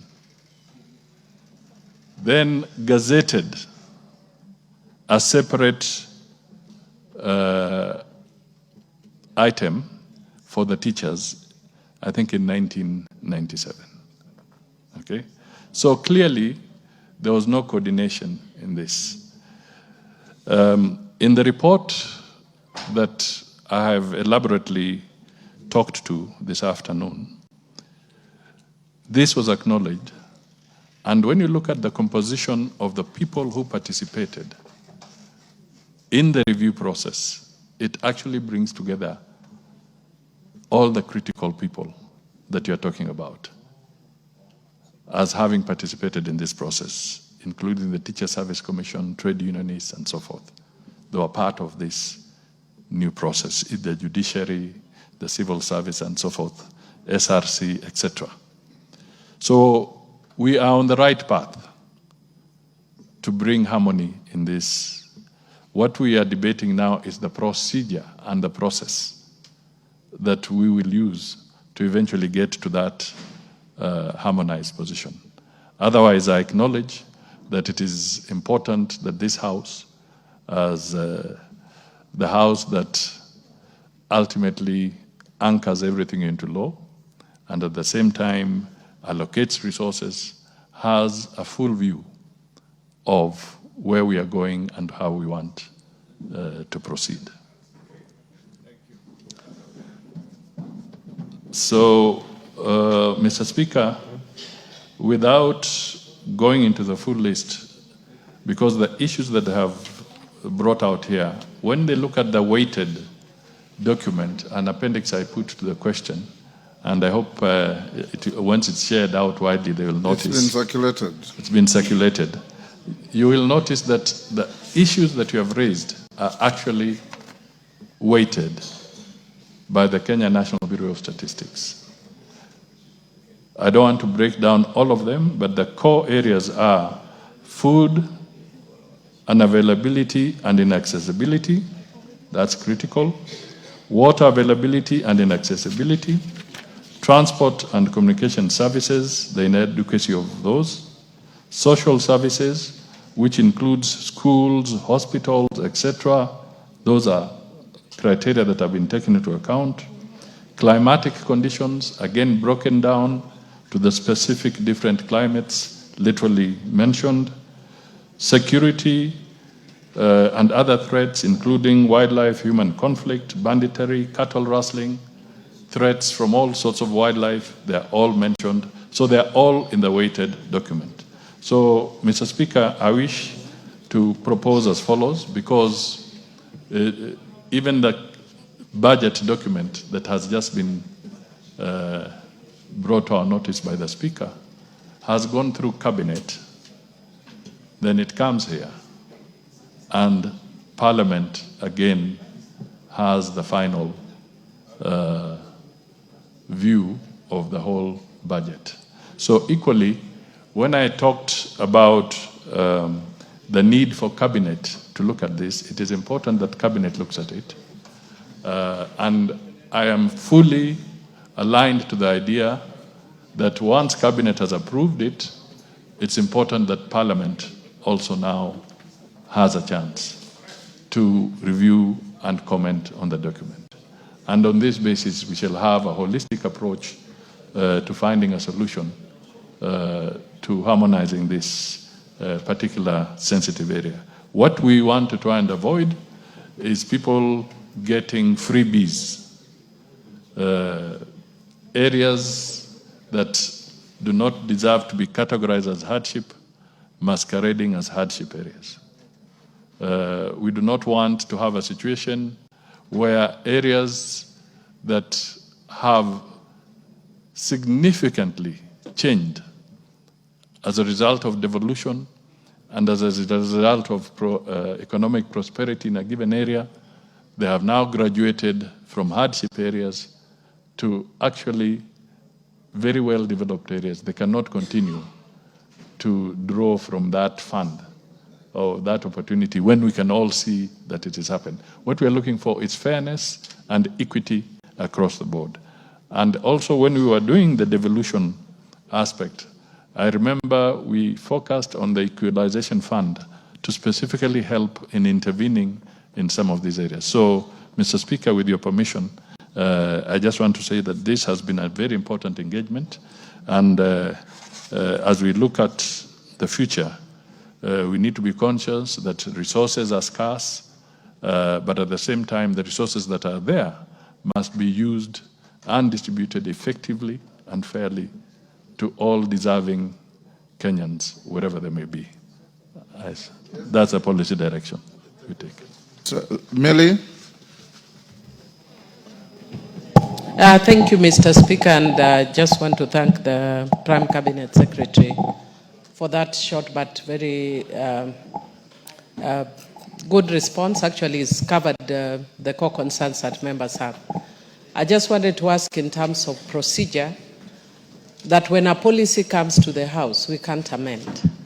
So is there a way that we can quietly input so that we don't get a lot of resistance by the time it comes to the House? It will come to the House when it is a done deal.